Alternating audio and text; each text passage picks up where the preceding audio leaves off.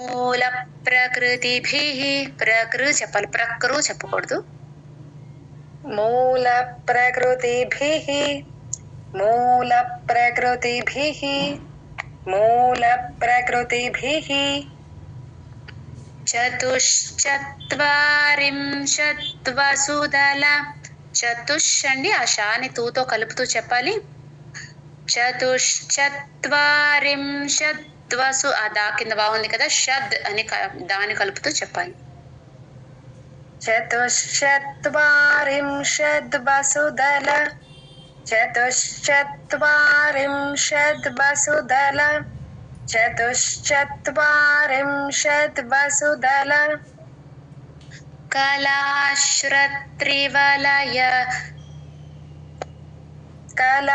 కళాశ్రత్రివలయ కళాశ్రత్రివలయ కళాశ్రత్రివలయ త్రిరేఖాభిస్సార్ధం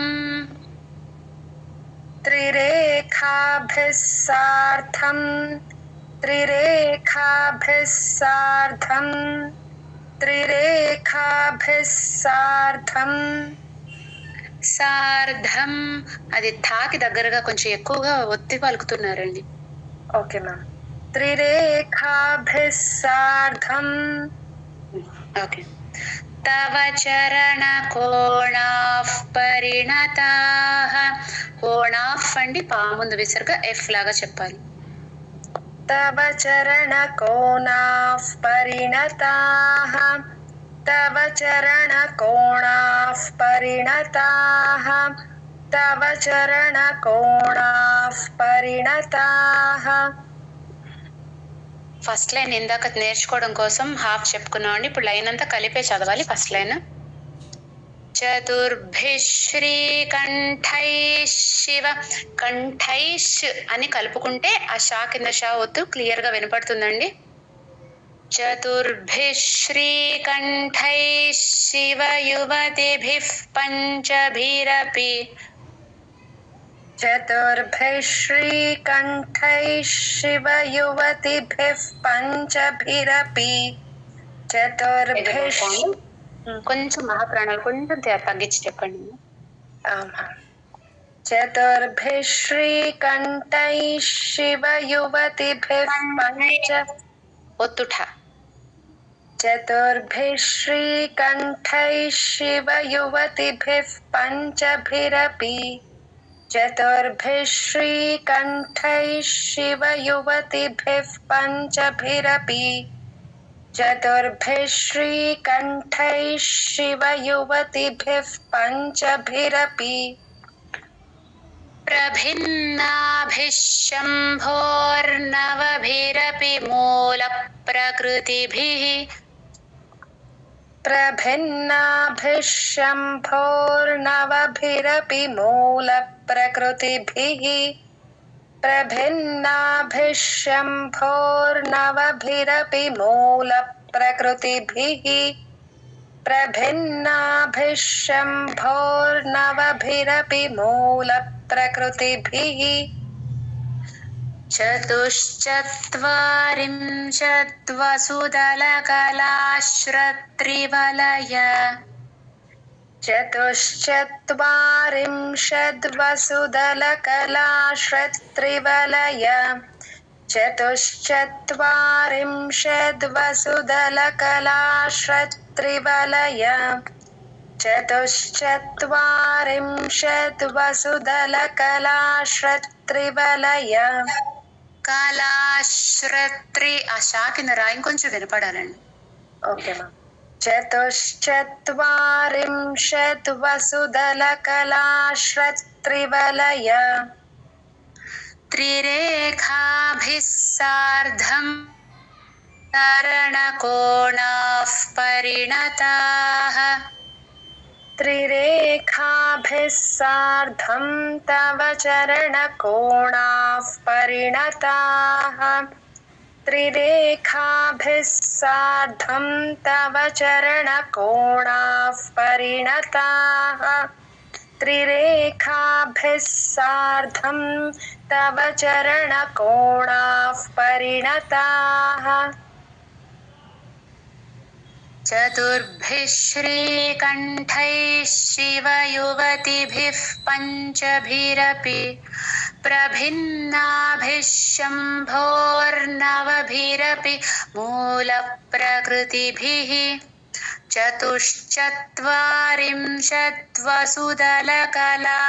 चतुश्चत्वारिंशद्वसुदलकलाश्रत्रिवलय त्रिरेखाभिः सार्धं तव चरणकोणाः परिणताः चतुर्भिः श्रीकण्ठैः शिवयुवतिभिः पञ्चभिरपि प्रभिन्नाभिः शम्भोर्नवभिरपि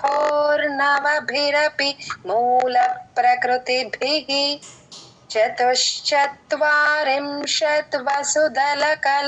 चतुश्चत्वारिंशद्वसुदलकलाश्रत्रिवलय त्रिरेखाभिः सार्धं तव चरणकोणाः परिणताः चतुर्भिः श्रीकण्ठैः शिवयुवतिभिः पञ्चभिरपि प्रभिन्नाभिः शम्भोर्नवभिरपि मूलप्रकृतिभिः चतुश्चत्वारिंशद्वसुदलकलाश्रत्रिवलय त्रिरेखाभिः सार्धं तव चरणकोणाः परिणताः चतुर्भिः श्रीकण्ठैः शिवयुवतिभिः पञ्चभिरपि प्रभिन्नाभिः शम्भोर्नवभिरपि मूलप्रकृतिभिः चतुश्चत्वारिंशद्वसुदलकलाश्रत्रिवलय त्रिरेखाभिः सार्धं तव चरणकोणाः परिणताः चतुर्भिः श्रीकण्ठैः शिवयुवतिभिः पञ्चभिरपि प्रभिन्नाभिः शम्भोर्नवभिरपि मूलप्रकृतिभिः चतुश्चत्वारिंशद्वसुदलकलाश्रत्रिवलय त्रिरेखाभिः सार्धं तव चरणकोणाः परिणताः चतुर्भिः श्रीकण्ठैः शिवयुवतिभिः पञ्चभिरपि प्रभिन्नाभिः शम्भोर्नवभिरपि मूलप्रकृतिभिः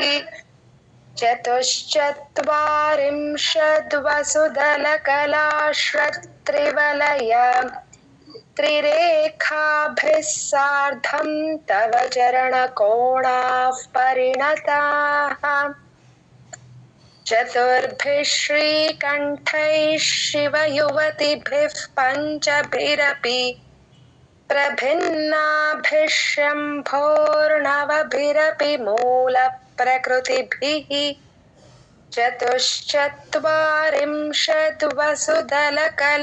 चतुश्चत्वारिंशद्वसुदलकलाश्रत्रिवलय त्रिरेखाभिः सार्धं तव चरणकोणाः परिणताः जय गुरुदत्ता मां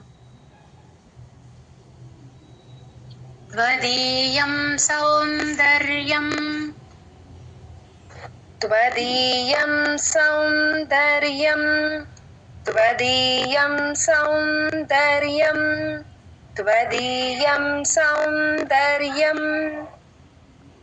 तुहिनगिरिकन्ये तुलयितुं तुहिनगिरिकन्ये तुलयितुं तुहिनगिरिकन्ये तुलयितुं तुहिनगिरिकन्ये तुलयितुं కవీంద్రాః కల్పంతే కవీంద్ర తర్వాత విసర్గ కా ముందు విసర్గ అండి హాఫ్ ఏ చెప్పాలి సగం చెప్పాలి హెచ్ లాగా కవీంద్రాః కల్పంతే కవీంద్రాః కల్పంతే కవీంద్రాః కల్పంతే కథమపి విరించి ప్రభృతయః కథమపి అండి ఠా పొట్టలో చుక్కుంది తా ఠా ఒత్తు ఠా చెప్పాలి ఢా లాగా చెప్పకూడదు విరించి ప్రభృతయ ఆ పా కింద రావద్దు సంయుక్తాక్షరం కాబట్టి విరించిప్ అని చాతో పాని కలుపుతూ స్ట్రెస్ ఇస్తూ చెప్పాలి. భా కింద రుత్వం ఉంది, అది ఉకారం లాగా రావత్తు లాగా హైలైట్ చేయకుండా ప్రభరు ప్రభరు తేల్చి చెప్పాలి. ప్రభరు అన్నట్టుగా రాకూడదు, ప్రభరు భరు అనేది తేల్చి చెప్పాలి. ఆ భా పలికేటప్పుడే మహాప్రాణంతో పలికితే ఆ రుత్వం ఎక్కువగా వినపడకుండా ఉంటుందండి. భరు భరు అనకుండా భరు ఫస్ట్ భా ఒత్తు భా అందుకోవడం, ప్రభరు అందుకోవడంలోనే ఒత్తు భా వస్తే ఆ రుత్వం హైలైట్ అవ్వకుండా ఉంటుంది.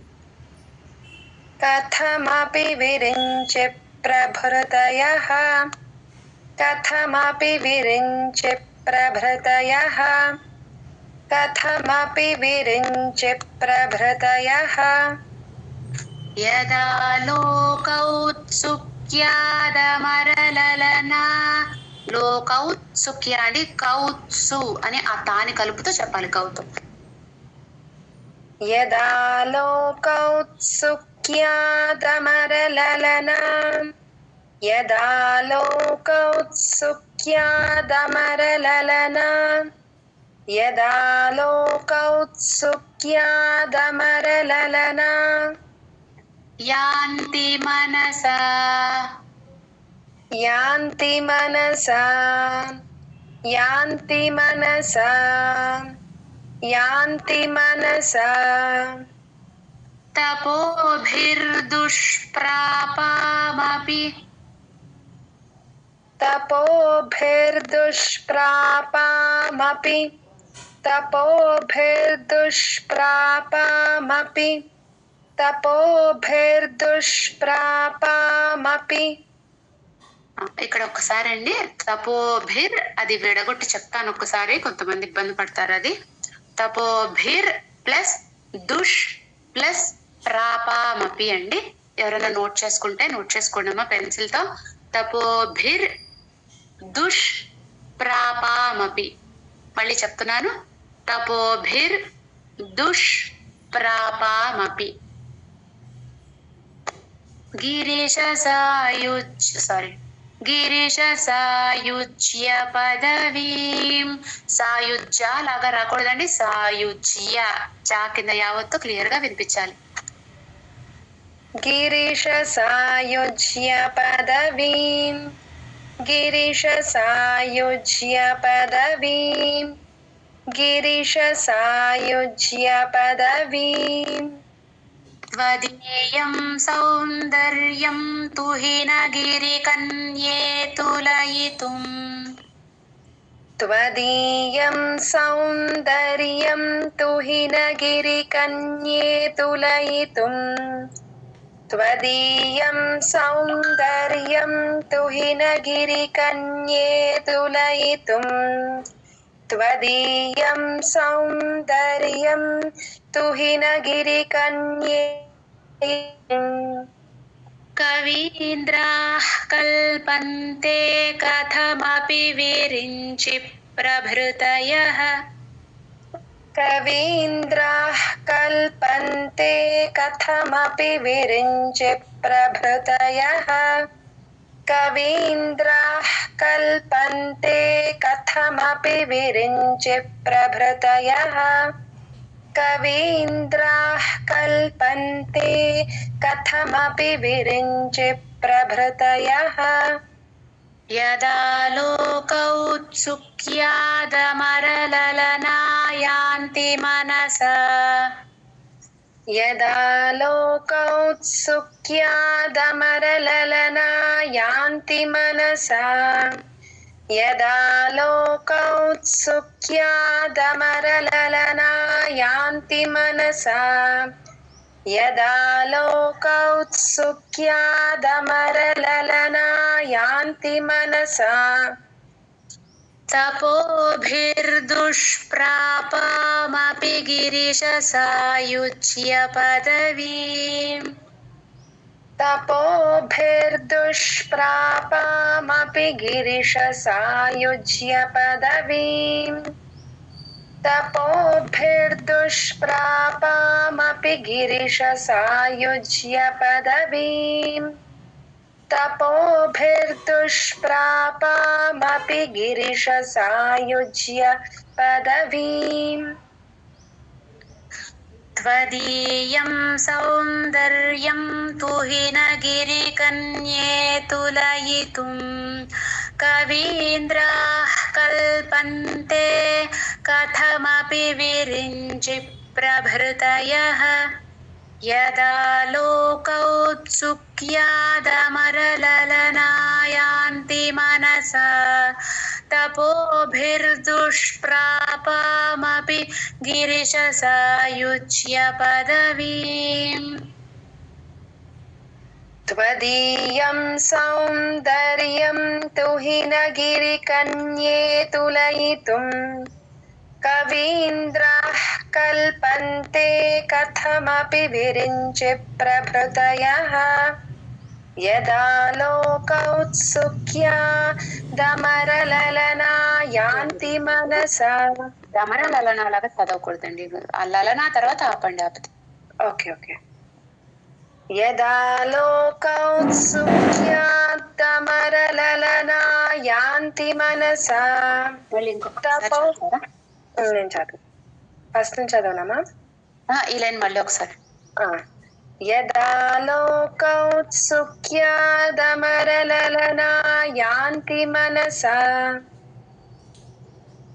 ఓకేనమ్మా ఓకే అండి చదువు तपोभिर्दुष्प्रापामपि गिरिशसायुज्य पदवीम् त्वदीयं सौन्दर्यं तुहिनगिरिकन्ये तुलयितुं कवीन्द्राः कल्पन्ते कथमपि विरिञ्चि प्रभृतयः यदा लोकौत्सुक्यादमरललनायान्ति मनसा तपोभिर्दुष्प्रापामपि गिरिशसायुज्य पदवीम् त्वदीयं सौन्दर्यं तुहिनगिरिकन्ये तुलयितुं कवीन्द्राः कल्पन्ते कथमपि विरिञ्चि प्रभृतयः यदा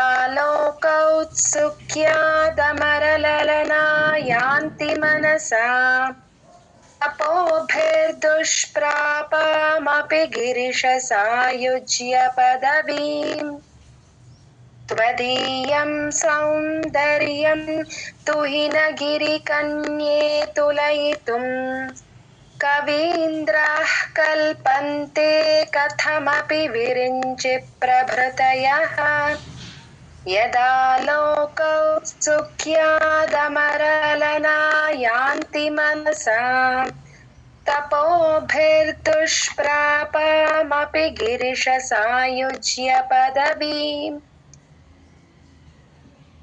त्वदीयं सौन्दर्यं तुहिनगिरिकन्ये तुलयितुं कवीन्द्राः कल्पन्ते कथमपि विरिञ्चि प्रभृतयः यदा लोकौत्सुक्यादमरललनायान्ति मनसा तपोभिर्दुष्प्रापामपि गिरिशसायुज्य पदवीम् त्वदीयं सौन्दर्यं तुहिनगिरिकन्ये तुलयितुं कवीन्द्राः कल्पन्ते कथमपि विरिञ्चि प्रभृतयः यदा लोकौत्सुक्यादमरललनायान्ति मनसा तपोभिर्दुष्प्रापामपि गिरिशसायुज्य पदवीम् त्वदीयं सौन्दर्यं तुहिनगिरिकन्ये तुलयितुं कवीन्द्राः कल्पन्ते कथमपि विरिञ्चि प्रभृतयः यदा लोकौत्सुक्यादमरललनायान्ति मनसा तपोभिर्दुष्प्रापामपि गिरिशसायुज्य पदवीम् जय गुरुदत्त జై గురుదత్త అండి. సువర్చల గారు. జయ గురుదత్త మేడం. జై గురుదత్త అమ్మ. రిపీట్ చేస్తారా? చేస్తాను మేడం. ఒక్క నిమిషం అమ్మా. గురుగీతకిను ఈ క్లాస్ కి రిజిస్టర్ చేసుకున్న వాళ్ళు ఎవరుంటే వాళ్ళు వర్షీయాంసం నరం వర్షీయాంసం నరం వర్షీయాంసం నరం వర్షీయాంసం నయన విరతం నర్మ సుజడం నయన విరసం నర్మ సుజడం నయన విరసం నర్మ సుజడం నయన విరసం నర్మ సుజడం తవాపాంగాలోకే తవాపాంగాలోకే తవాపాంగాలోకే తవాపాంగాలోకే పతితమనుధావంతి శతశః. శతశః అండి 2 మెలికశాలే. శతశః. పతితమనుధావంతి శతశః పతితమనుధావంతి శతశః పతితమనుధావంతి శతశః గలద్వేణీబంధాః గలద్వేణీబంధాః గలద్వేణీబంధాః గలద్వేణీబంధాః కుచకలశవిస్రస్తసిచయాః కుచకలశవిస్రస్తసిచయాః కుచకలశవిస్రస్తసిచయాః కుచకలశవిస్రస్తసిచయాః. అదొకసారి మళ్ళీ కొంచెం స్లోగా చెప్పండి అమ్మా. ఇది కుచకలశవిస్రస్తసిచయాః కుచకలశవిస్రస్తసిచయాః కుచకలశవిస్రస్తసిచయాః కుచకలశవిస్రస్తసిచయాః. హఠాత్ త్రుట్యత్కాంచ్యో. ఇది ఒకసారి విడదీస్తానండి.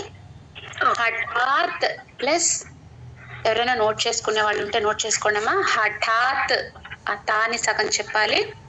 తర్వాత తాకిన తావత్తు రావత్తుంది. హఠాత్ త్రుట్యత్ కాంచ్యో. త్రుట్యత్ హఠాత్ ప్లస్ త్రుట్యత్ త్రుట్యత్ ప్లస్ కాంచియో కాంచియో. ఒకసారి రిపీట్ చేస్తానండి. హఠాత్ త్రుట్యత్ కాంచియో. హఠాత్ త్రుట్యత్ కాంచియో. హఠాత్ త్రుట్యత్ కాంచ్యో హఠాత్ త్రుట్యత్ కాంచ్యో హఠాత్ త్రుట్యత్ కాంచ్యో. విగలిత దుకూలా యువతయః విగలిత దుకూలా యువతయః విగలిత దుకూలా యువతయః విగలిత దుకూలా యువతయః. అందరూ దత్తపీఠం స్క్రిప్ట్ చూసుకోండి అమ్మా. పుస్తకాలు లేని వాళ్ళు PDF చూసుకోండి. పుస్తకాలు తెప్పించుకునే అవకాశం ఉన్న వాళ్ళు రాగరాగిణి స్టోర్ నుంచి తెప్పించుకోవచ్చు. ఈ స్క్రిప్ట్ లో 100 శ్లోకాల్లో ఎక్కడా మనం అలా వాడట్లేదండి. వేరే పుస్తకాల్లో విగళిత అలా ఉండొచ్చు. ప్రాక్టీస్ చేసుకునేటప్పుడు ఇప్పుడే చేసుకోండి అమ్మా. ఎక్కడ అలా వాడట్లేదు మనం. విగలిత లలితాలో లానే వాడుతున్నాం అన్నిటికీ. అది గమనించగలరు. పుస్తకాలు లేని వాళ్ళు PDF ఓపెన్ చేసుకుని చూసుకోండి. నరం వర్షీయాంసం నయన విరసం నర్మ సుజడం నరం వర్షీయాంసం నయన విరసం నర్మ సుజడం నరం వర్షీయాంసం నయన విరసం నర్మ సుజడం నరం వర్షీయాంసం నయన విరసం నర్మ సుజడం తవాపాంగా पतितमनुधावन्ति शतशः तवापाङ्गालोके पतितमनुधावन्ति शतशः तवापाङ्गालोके पतितमनुधावन्ति शतशः तवापाङ्गालोके पतितमनुधावन्ति शतशः गलद्वेणीबन्धाः కుచకలశవిస్రస్తసిచయాః కిందకు విడదీశాం కదండి. ఇప్పుడు లైన్ అంతా చదివేటప్పుడు ఆ బంధ తర్వాత ఉన్న విసర్గ కాముందు విసర్గ హాఫ్ పలకాలండి. బంధా కుచకలశ సగం చదవాలి. అది ప్రాక్టీస్ చేస్తే అది బ్రీత్ కంట్రోల్ వచ్చేస్తుందండి. లైన్ అంతా కలిపి చదవడానికి ప్రయత్నించండి అందరూ.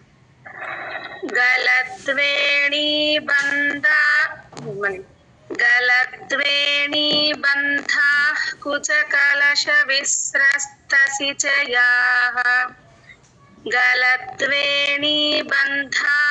कुचकलशविस्रस्तसिचयाः गलद्वेणीबन्धाः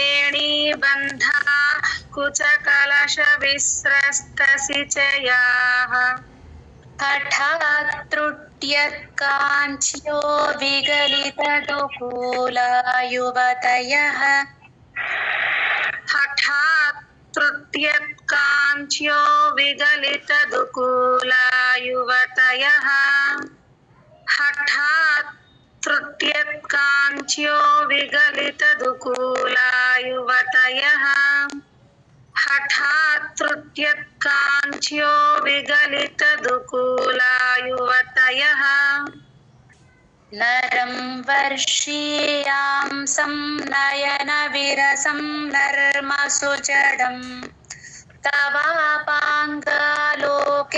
पतितमनुधावन्ति शतशः गलद्वेणीबन्धाः कुचकलशविस्रस्तसिचयाः हठात् त्रुट्यत्काञ्च्यो विगलितदुकूला युवतयः नरं वर्षीयांसं नयनविरसं नर्मसुजडं तवापाङ्गालोके पतितमनुधावन्ति शतशः गलद्वेणीबन्धाः कुचकलशविस्रस्तसिचयाः हठात् त्रुट्यत्काञ्च्यो विगलितदुकूला युवतयः नरं वर्षीयांसं नयनविरसं नर्मसुजडं तवापाङ्गालोके पतितमनुधावन्ति शतशः गलद्वेणीबन्धाः कुचकलशविस्रस्तसिचयाः हठात् त्रुट्यत्काञ्च्यो विगलितदुकूला युवतयः नरं वर्षीयांसं नयनविरसं नर्मसुजडं तवापाङ्गालोके पतितमनुधावन्ति शतशः गलद्वेणीबन्धाः कुचकलशविस्रस्तसिचयाः हठात् त्रुट्यत्काञ्च्यो विगलितदुकूला युवतयः జయ గుజరాత్.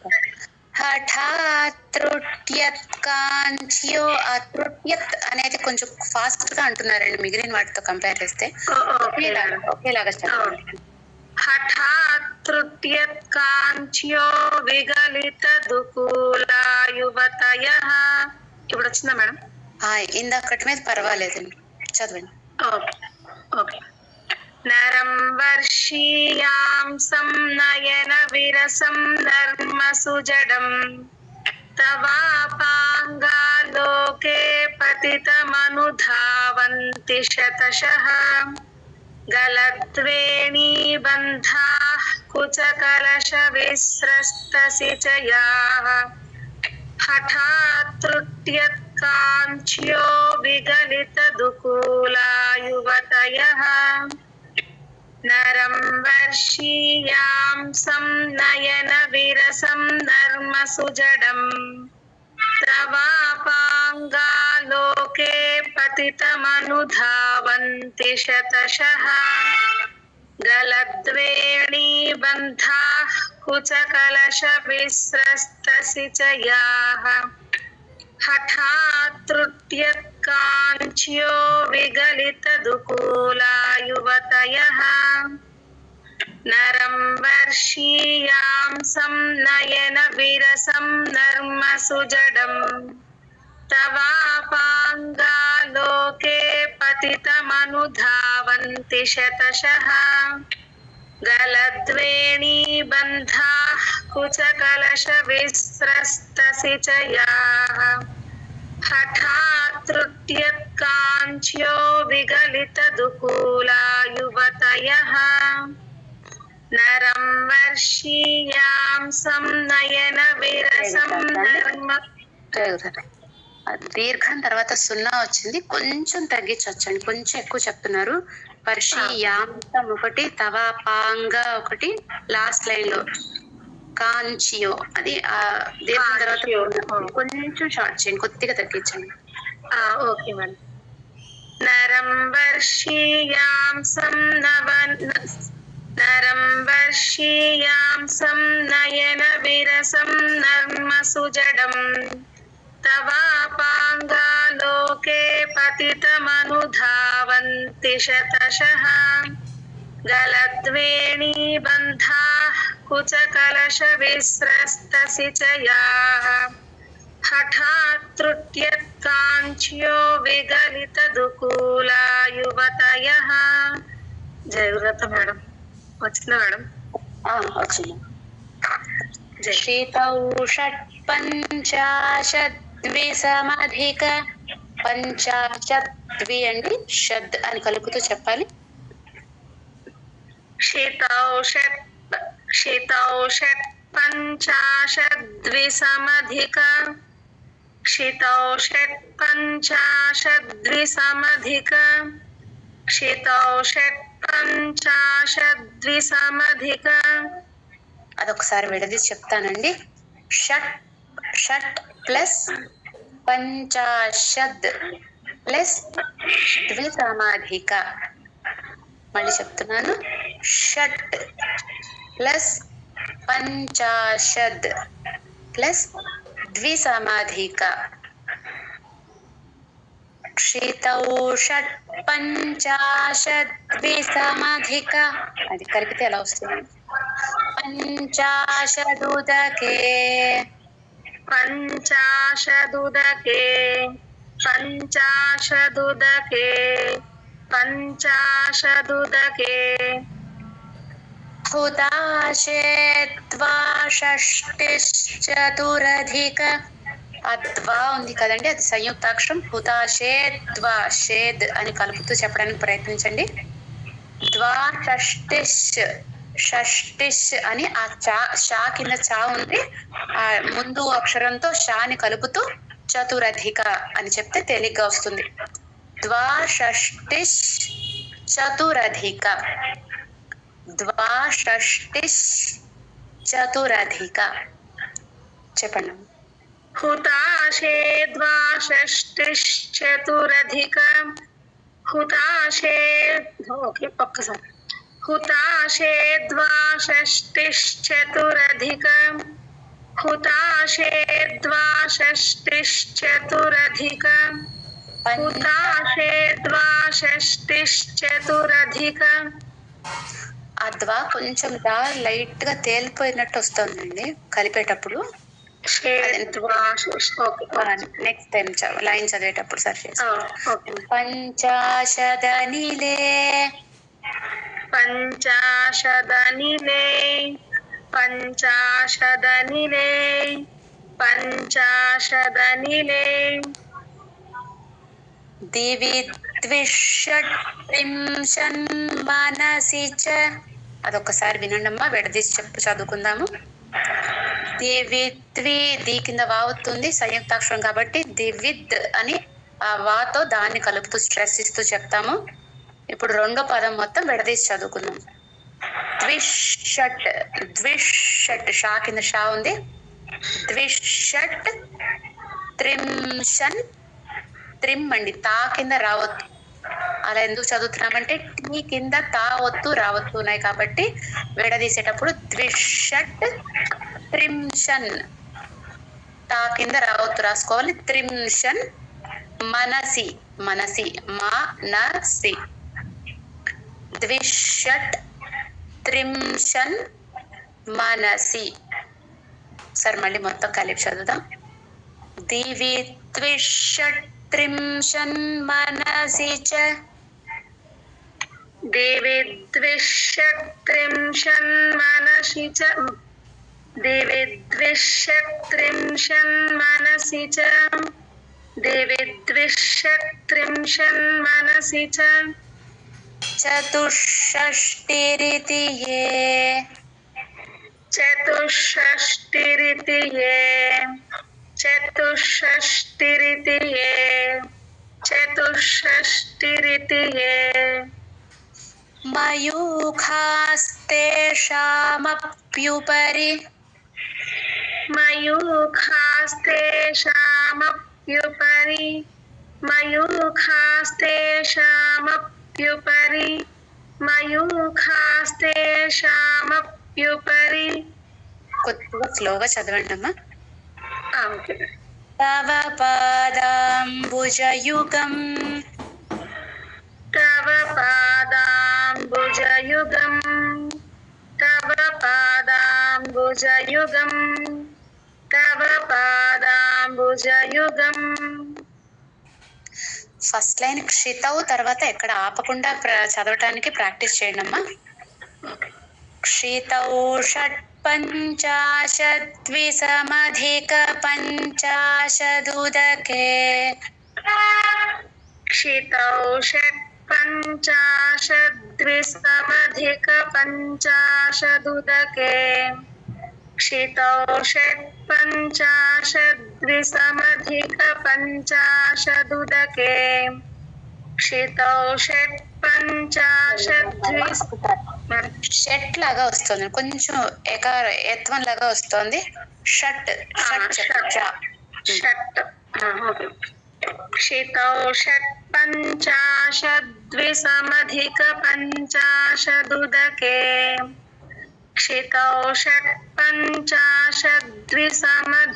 పంచాశదుదకే, క్షితౌ షట్ పంచాశద్విసమధిక పంచాశదుదకే. హుతాశే ద్వాషష్టిశ్చతురధిక పంచాశదనిలే. ఇది కూడా అండి హుతాశే తర్వాత మిగిలినదంతా ఆపకుండా చదవడానికి ప్రయత్నించండి. హుతాశే ద్వాషష్టిశ్చతురధిక పంచాశదనిలే, హుతాశే ద్వాషష్టిశ్చతురధిక పంచాశదనిలే, హుతాశే ద్వాషష్టిశ్చతురధిక పంచాశదనిలే. దివి ద్విషట్ త్రింశన్ మనసి చ చతుషష్టిరితి యే, దివి ద్విషట్ త్రింశన్ మనసి చ చతుషష్టిరితి యే, దివి ద్విషట్ త్రింశన్ మనసి చ చతుషష్టిరితి యే, దివి ద్విషట్ త్రింశన్ మనసి చ చతుషష్టిరితి యే. మయూఖాస్తేషామప్యుపరి తవ పాదాంబుజయుగం, మయూఖాస్తేషామప్యుపరి తవ పాదాంబుజయుగం, మయూఖాస్తేషామప్యుపరి తవ పాదాంబుజయుగం, మయూఖాస్తేషామప్యుపరి తవ పాదాంబుజయుగం. క్షితౌ షట్ పంచాశద్విసమధిక పంచాశదుదకే, हुताशे द्वाषष्टिश्चतुरधिकपञ्चाशदनिले दिवि द्विषट्त्रिंशन्मनसि च चतुष्षष्टिरिति ये मयूखास्तेषामप्युपरि तव पादाम्बुजयुगम्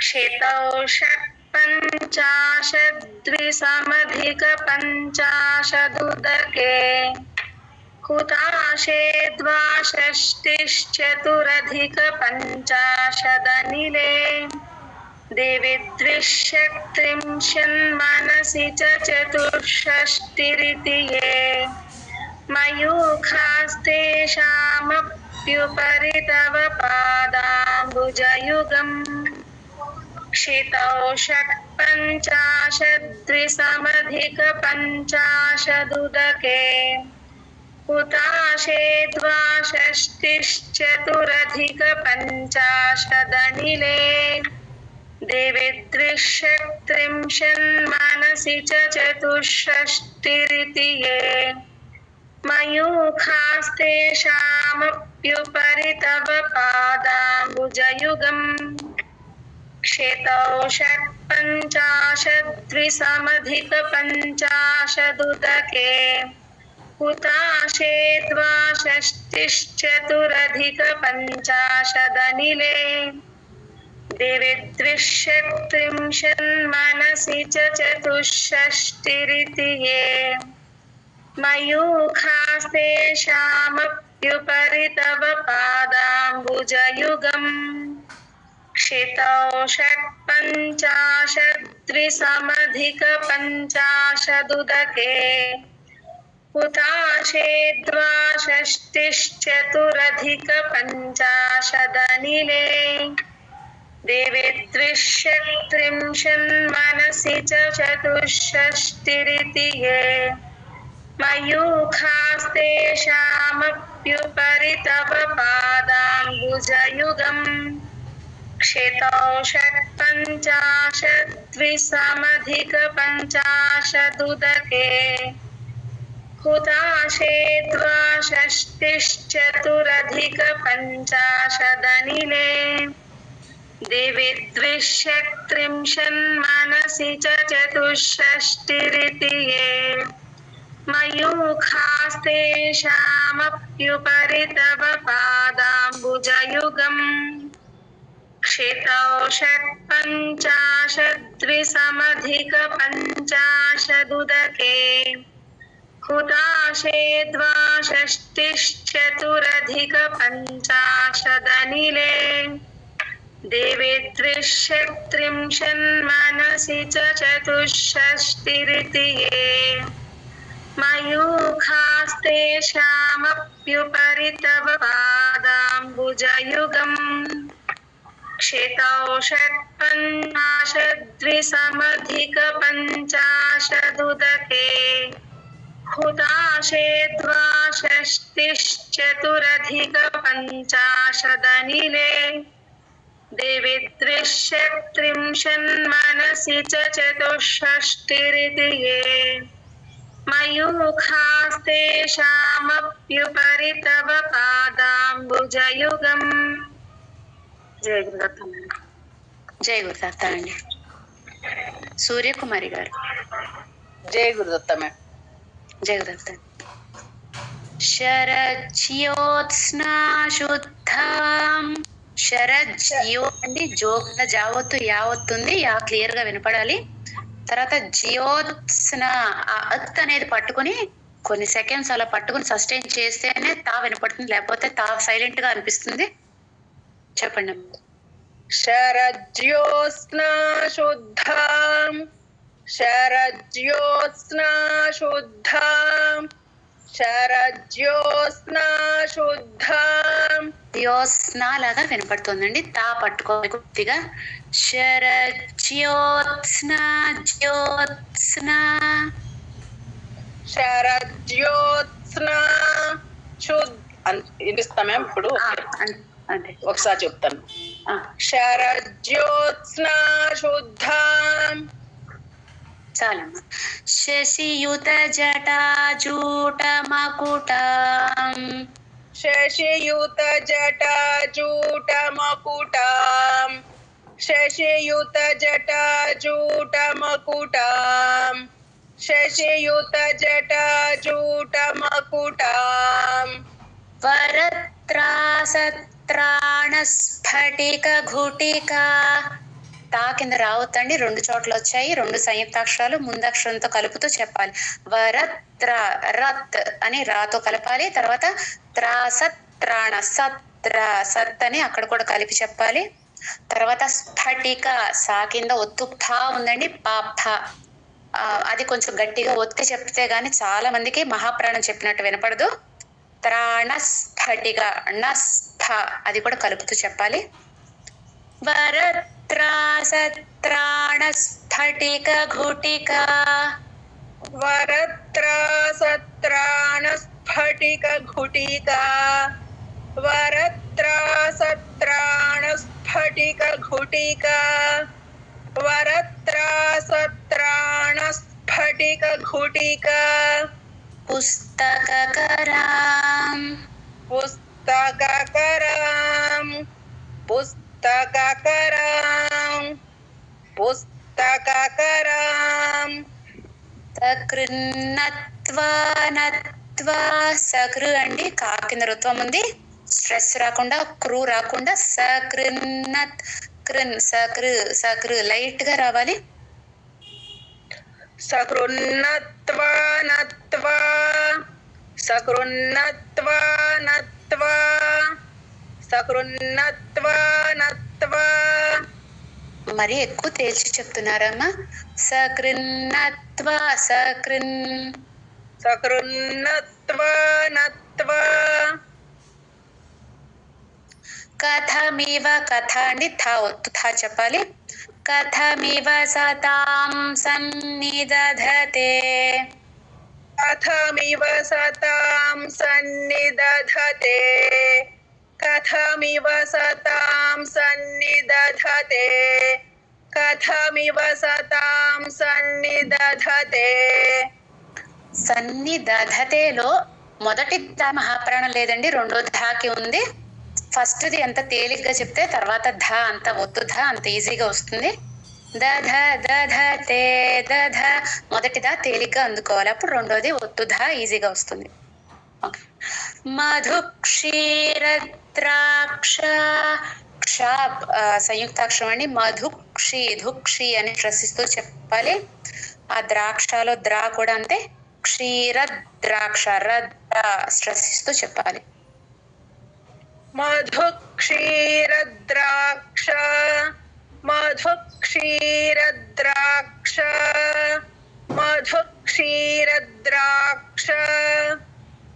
మధురి మధురీణ ఫణితయః. ఇక్కడ మధురిమ అనేది ఒక పదం అండి. మధురి మధురీణాఫ్ కాదు, మధురిమ ఆపక్కర్లేదు, అర్థం కావడం కోసం చెప్తున్నా. మధురి మధురీణ ఫణితయః అన్న తర్వాత విసర్గ, ఫా ముందు విసర్గ అండి, ఎఫ్ లాగా చెప్పాలి. అది ఎఫ్ చెప్పి తర్వాత ఫణితయ అది ఫా రాకుండా జాగ్రత్తగా ఒత్తు ఫా వచ్చేలాగా మేనేజ్ చెప్పాలి. మధురి మధురీణ ఫణితయః మధురి మధురీణ ఫణితయః మధురి మధురీణ ఫణితయః. శరజ్యోత్స్నా శుద్ధాం శశియుత జటాజూట మకుటాం. శరజ్యోత్స్నా శరజ్యోత్స్నా శరజ్యోత్స్నా శుద్ధాం. ఓకేనమ్మా, తా వినపడట్లేదమ్మా. శరజ్యోత్స్నా శుద్ధాం. ఇప్పుడు వినిపించిందా మ్యామ్? కంటిన్యూ చేయండి. శరజ్యోత్స్నా శుద్ధాం శశియుత జటాజూట మకుటాం. శరజ్యోత్స్నా శుద్ధాం. ట్యూన్ మారుస్తున్నారమ్మా. శరజ్యోత్స్నా శుద్ధాం शरज्योत्स्ना शुद्धां शशियुतजटाजूटमकुटां शरज्योत्स्ना शुद्धां जय गुरुदत्तम మీరు మ్యూట్ చేసుకోండమ్మా, కొంచెం ట్యూన్ మారిపోతుంది. Okay ma'am. సువర్చల గారు కంటిన్యూ చేస్తారా? Okay madam. శరజ్యోత్స్నా శుద్ధాం శశియుత జటాజూటమకుటాం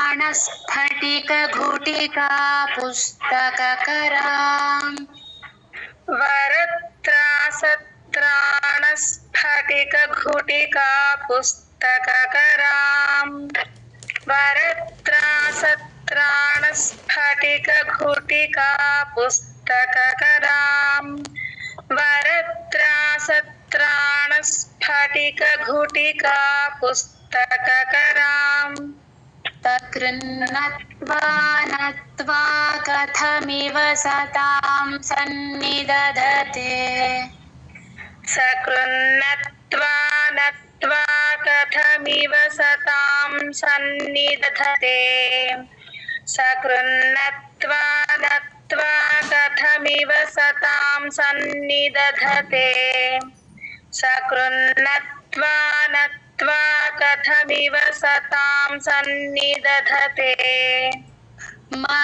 క్షీరద్రాక్ష మధురిమధురీణాః ఫణితయః మధుక్షీరద్రాక్ష మధురిమధురీణాః ఫణితయః మధుక్షీరద్రాక్ష మధురిమధురీణాః ఫణితయః మధుక్షీరద్రాక్ష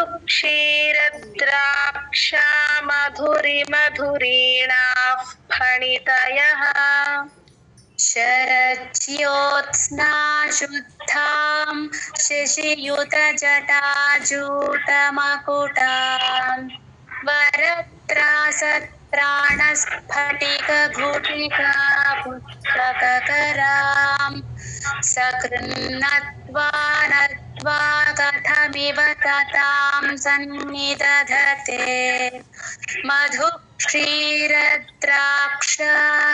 మధురిమధురీణాః ఫణితయః